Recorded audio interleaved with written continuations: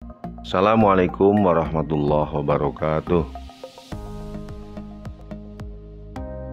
Anak-anak sekalian, kali ini kita akan membahas mata pelajaran ke-NU-an bab 4 bagian 1, Amaliyah Ahlussunnah wal Jamaah An-Nahdiyah. Amaliyah Ahlussunnah wal Jamaah An-Nahdiyah ada banyak sekali. Namun pada kesempatan ini bagian 1 kita akan bahas 5 amaliyah Ahlussunnah wal Jamaah An-Nahdiyah. Yang pertama yaitu berwudu sebelum menyentuh Al-Quran. Yang kedua, membaca basmalah dalam surat Al-Fatihah. Yang ketiga, doa iftitah dalam sholat. Yang keempat, manakib. Yang kelima, tahlil. Di kalangan umat Islam terjadi perbedaan pendapat dalam hal menyentuh atau membawa Al-Quran. Pendapat yang pertama mengatakan bahwa untuk menyentuh atau membawa Al-Quran tidak perlu suci dari hadas atau tidak perlu berwudu terlebih dahulu. Sedangkan pendapat yang kedua mengikuti pendapat Imam Syafi'i, yaitu untuk menyentuh atau membawa Al-Quran haruslah suci dari hadas atau berwudu terlebih dahulu. Lah, Islam Ahlussunnah wal Jamaah An-Nahdiyah mengikuti pendapat yang kedua, yaitu pendapat Imam Syafi'i yang mengatakan bahwa menyentuh atau membawa Al-Quran haruslah suci dari hadas atau berwudu terlebih dahulu, kecuali diperbolehkan bagi anak yang sedang belajar membaca Al-Quran. Boleh menyentuh atau membawa Al-Quran tanpa berwudu. Akan tetapi bagi yang sudah dewasa atau orang dewasa, untuk menyentuh dan membawa Al-Quran haruslah berwudu terlebih dahulu. Sebagaimana dalil Al-Quran tentang larangan membawa, menyentuh, ataupun memegang Al-Quran tanpa berwudu. Surat Al-Waqiah ayat 79-80. Bismillahirrahmanirrahim. La yamassuhu illal mutahharun tanzilun mir rabbil alamin. Tidak boleh menyentuhnya selain orang yang suci, wahyu yang turun dari Tuhan semesta alam. Itulah dalil tentang larangan menyentuh atau membawa Al-Quran tanpa berwudu. Di samping ayat Al-Quran tadi, surat Al-Waqiah ayat 79-80, Nabi pernah melarang kepada penduduk Yaman menyentuh atau membawa Al-Quran tanpa berwudu, sebagaimana hadis yang diriwayatkan oleh Ibnu Hibban.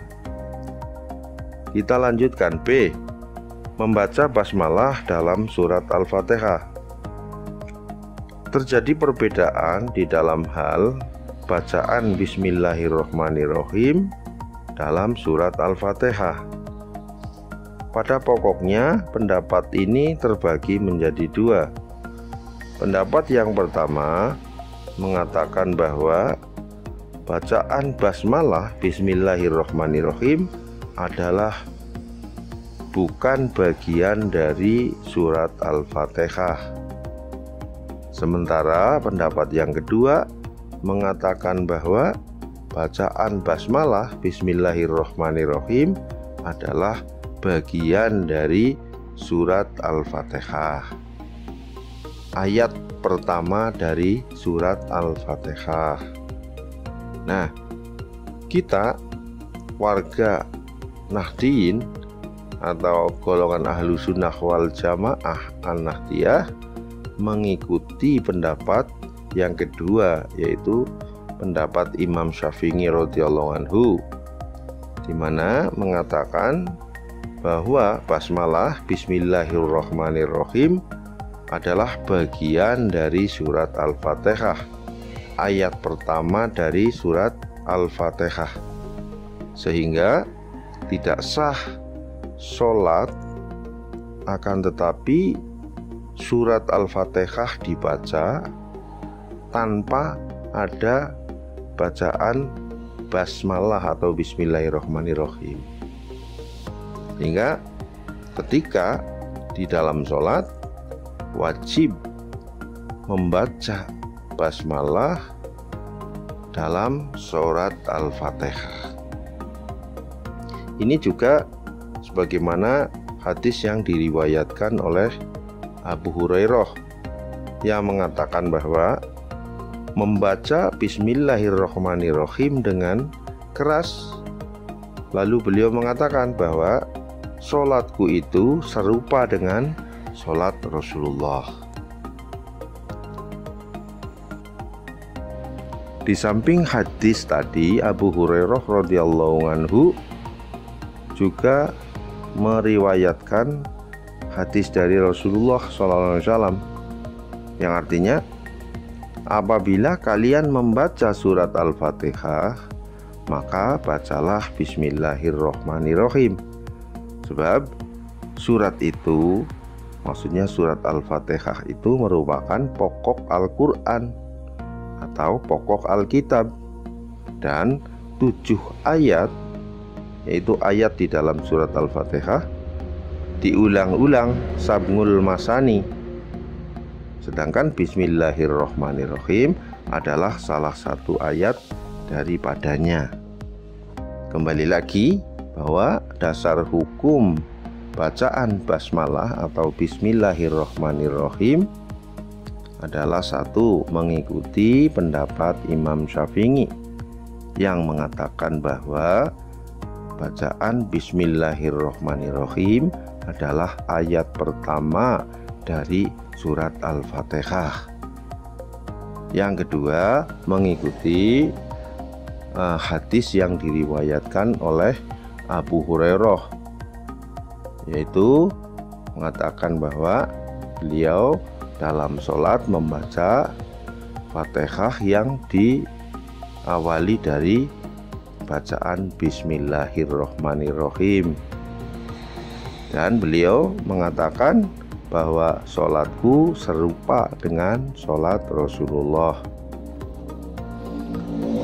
Yang ketiga, dari hadis Abu Hurairah radhiyallahu anhu, Rasulullah SAW bersabda bahwa apabila kalian membaca surat Al-Fatihah, maka awali dengan bismillahirrahmanirrahim. Itulah dasar hukum bacaan bismillahirrahmanirrahim dalam surat Al-Fatihah. Sehingga di dalam sholat, karena surat Al-Fatihah adalah rukun sholat atau sesuatu yang harus ada, maka bacaan basmalah atau bismillahirrahmanirrahim haruslah dibaca sebagai bagian dari surat Al-Fatihah. Kalau tidak, maka sholat kita hukumnya tidak sah. Kita lanjutkan. C. Doa iftitah dalam sholat. Pengertian doa iftitah.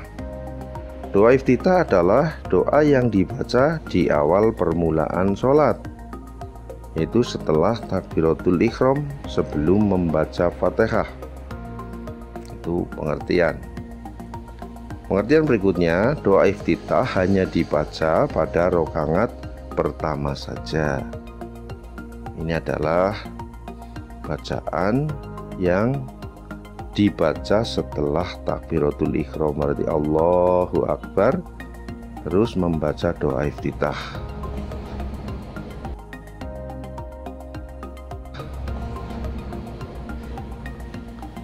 Doa iftitah diawali dengan mengagungkan akan kebesaran dan kemuliaan Allah. Kemudian permohonan doa dengan kepasrahan hamba kepada Tuhannya. Doa iftitah hukumnya sunnah, dibaca baik pada sholat fardu maupun sholat sunnah, karena Rasulullah dan sahabat itu mempraktekannya. Ini adalah keyakinan kita bahwa doa iftitah adalah hukumnya sunnah, dibaca pada rakaat pertama setiap sholat, baik sholat fardu maupun sholat sunnah. Sebagaimana yang kalian hafal, doa iftitah bacaannya adalah Allahu Akbar kabiro walhamdulillahi katsiro wa subhanallahi bukrata wa asila. Inni wajjahtu wajhiya lillazi fatoros samawati wal ardo hanifam muslima wa ma ana minal musyrikin. Inna sholati wa nusuki wa mahyaya wa mamati lillahi rabbil alamin la syarika lahu wa bidzalika umirtu wa ana minal muslimin. فلقيه إنسان فأعطاه سرة دراهم إكراما فأخذ ببعضها خبزا سميدا وخبيصا وجلس ليأكل وإذا فلقيه. Pengertian manakib. Menurut bahasa, manakib adalah ungkapan kata jamak yang berasal dari kata mankibah, artinya jalan menuju gunung atau at-thoriqu fil jabal, jalan menuju gunung. Sedangkan menurut istilah, manakib adalah sebuah pengetahuan tentang akhlak yang terpuji atau akhlakul karimah. Bisa diartikan sebagai upaya untuk mendapatkan limpahan kebaikan dari Allah Subhanahu wa Ta'ala dengan cara memahami dan meneladani kebaikan para kekasih Allah, aulia atau wali-wali Allah Subhanahu wa Ta'ala.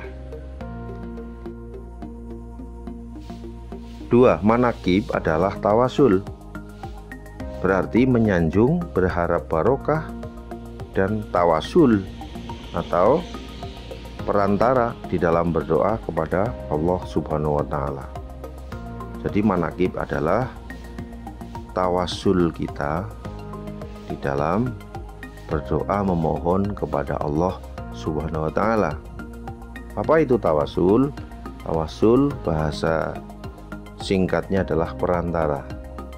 Karena di dalam amaliyah manakib kita berdoa memohon kepada Allah Subhanahu wa Ta'ala, bertawasul itu menggunakan perantara tawasul kita pada para wali Allah Subhanahu wa Ta'ala. Ada beberapa hadis yang berkaitan dengan tawasul. Yang pertama, ada hadis sahih riwayat Bukhari dari Ummu Salamah, bahwa Ummu Salamah pernah menyimpan beberapa helai rambut Nabi Shallallahu Alaihi Wasallam yang beliau jadikan obat bagi sahabat yang sakit, dengan berharap barokah Nabi Shallallahu Alaihi Wasallam. Yang kedua, Nabi SAW pernah memerintahkan Ali bin Abi Thalib karramallahu wajah dan Umar bin Khattab radhiyallahu anhu untuk menemui Uwais al-Qarni radhiyallahu anhu untuk memintakan ampun kepada Allah Subhanahu wa Ta'ala. Karena menurut Nabi SAW, Uwais al-Qarni akan menjadi salah satu raja di surga, sebagaimana tercantum dalam kitab Al-Hikam karya Ibnu Athaillah. Tawasul ada sejarahnya, ada hadisnya. Ada 2 setidak-tidaknya. Pertama, Ummu Salamah pernah menyimpan beberapa helai rambut Nabi Shallallahu Alaihi Wasallam sebagai obat bagi sahabat yang sakit, dengan mengharap barokah Nabi Shallallahu Alaihi Wasallam. Jadi tawasul melalui rambut Nabi Shallallahu Alaihi Wasallam dengan berharap berkah atau barokah Nabi, berharap keridhaan Allah Subhanahu wa Ta'ala. Yang kedua, Nabi SAW pernah memerintahkan Ali bin Abi Thalib karramallahu wajhah dan Umar bin Khattab radhiyallahu anhu untuk menemui Uwais Al-Qarni radhiyallahu anhu untuk memintakan ampun kepada Allah Subhanahu wa Ta'ala. Ini artinya Nabi pernah memerintahkan 2 sahabat itu untuk menggunakan atau meminta Uwais Al-Qarni sebagai perantara, bertawasul melalui Uwais Al-Qarni, berdoa kepada Allah minta ampun, bertawasul melalui Uwais Al-Qarni. Karena menurut Nabi, Uwais Al-Qarni akan menjadi salah satu raja di surga, sebagaimana kitab Al-Hikam karya Ibnu Athaillah. Yang ketiga, tawasul berupa amal, bahwa amal adalah wasilah yang dapat mengantarkan kita kepada Allah. Dengan amal kita itu dapat memberikan pertolongan terhadap derita seorang hamba karena tertimpa musibah. Di sini dijelaskan bahwa amal-amal yang kita lakukan berupa ibadah maupun infak, sedekah dan lain-lain menjadi wasilah, perantara kita di dalam memohon atau berdoa kepada Allah untuk supaya Allah memberikan atau mengabulkan doa kita. Sebagaimana hadis yang diriwayatkan oleh Abdullah ibnu Umar radhiyallahu anhu, bahwa Rasulullah Shallallahu Alaihi Wasallam bercerita dalam sebuah hadisnya yang intinya adalah bercerita tentang 3 orang laki-laki yang tersesat di dalam sebuah gua. Ketika 3 laki-laki itu ada di dalam gua, tiba-tiba pintu gua tertutup oleh batu besar, sehingga 3 orang itu berpikir tidak mungkin bisa keluar kecuali atas pertolongan Allah Subhanahu wa Ta'ala. Lalu 3 orang itu kemudian berdoa. Dalam doanya, orang yang pertama menyatakan, saya berwasilah atas amal saya yang telah memberikan susu kepada ibunya padahal anaknya sangat membutuhkan. Melalui amal itu saya berharap Allah memberikan pertolongan kepada kepada saya. Kemudian yang lain juga sama, berdoa dengan berwasilah atas amal-amalnya.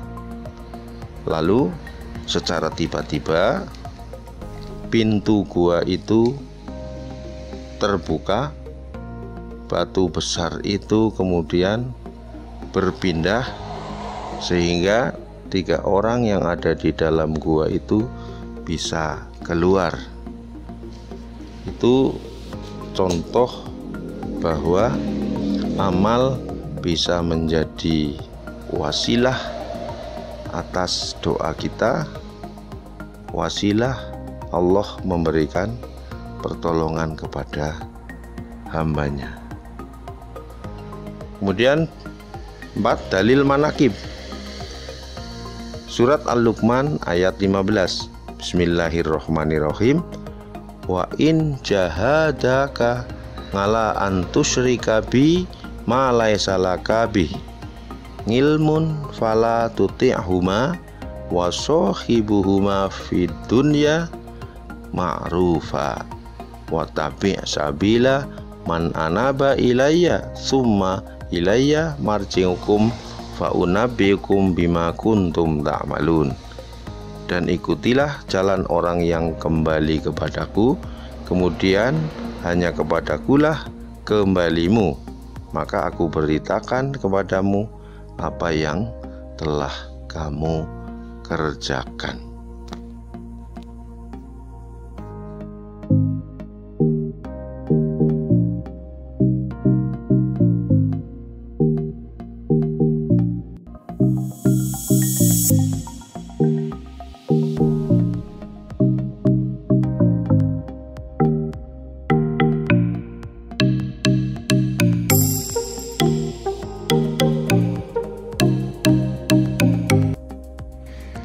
Hikmah manakib.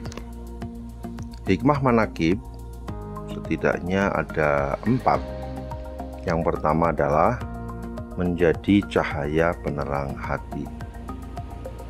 Yang kedua, merupakan akhlak yang mulia.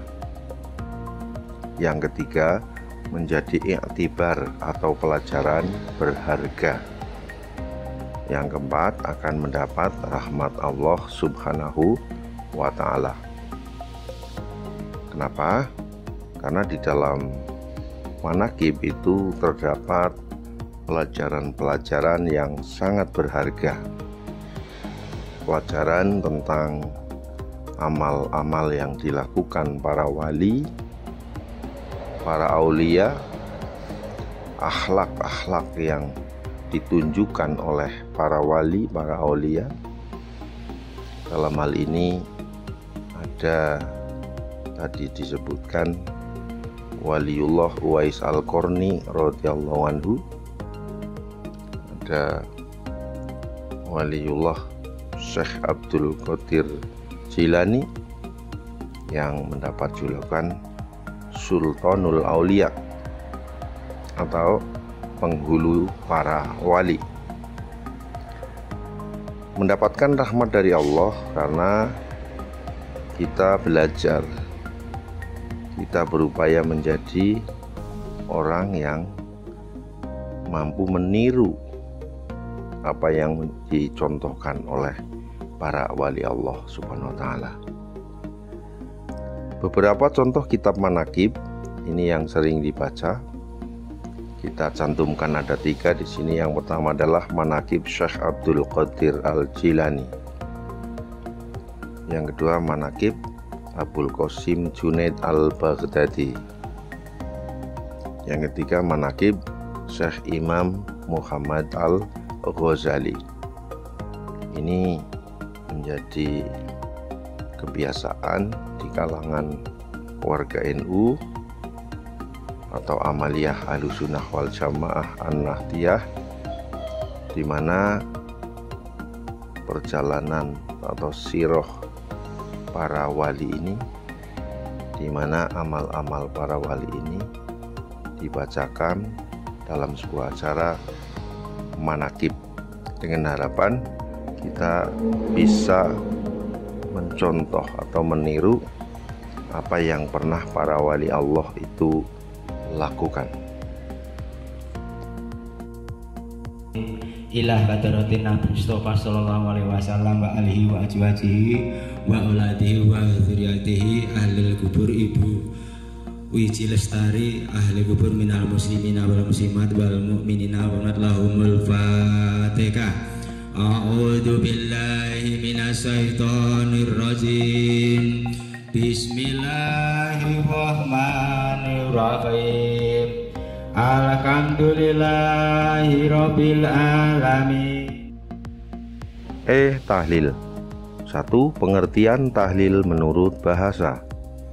Kata tahlil berasal dari bahasa Arab halala yuhallilu tahlilan, artinya membaca la ilaha illallah.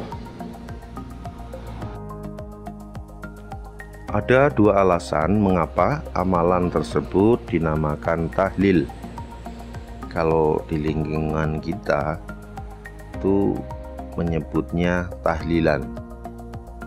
Alasan kenapa dinamakan tahlil yang pertama, karena yang banyak dibaca adalah kalimat tahlil la ilaha illallah. Yang kedua, kalimat tahlil merupakan kalimat zikir yang paling utama di antara bacaan-bacaan dalam acara tahlilan tersebut. Keutamaan tahlil. Di samping keutamaan atau fadilah bacaan yang terkandung dalam amalan atau amaliyah tahlil, juga ada keutamaan yang berkaitan dengan keutamaan sosial kemasyarakatan, yaitu terjalin silaturahmi di antara orang yang mengamalkan tahlil, karena umumnya tahlil atau tahlilan itu dilakukan secara berjamaah. 2. Pengertian tahlil menurut istilah. Yang dimaksud dengan tahlil di sini adalah membaca serangkaian surat-surat Al-Quran dan ayat-ayat pilihan dan kalimah-kalimah zikir pilihan, termasuk di dalamnya kata la ilaha illallah, dengan meniatkan pahalanya untuk arwah kepada saudara yang sudah meninggal, meniatkan pahala untuk arwah atau ruh pada orang yang atau almarhumah yang sudah meninggal sesuai dengan niat kita. Lalu tahlil ditutup dengan bacaan doa. Itu yang bisa disampaikan. Selanjutnya praktek memimpin tahlil. Nanti pada saatnya kita akan laksanakan siswa untuk mempraktekkan cara memimpin tahlil. Terima kasih. Wassalamualaikum warahmatullahi wabarakatuh.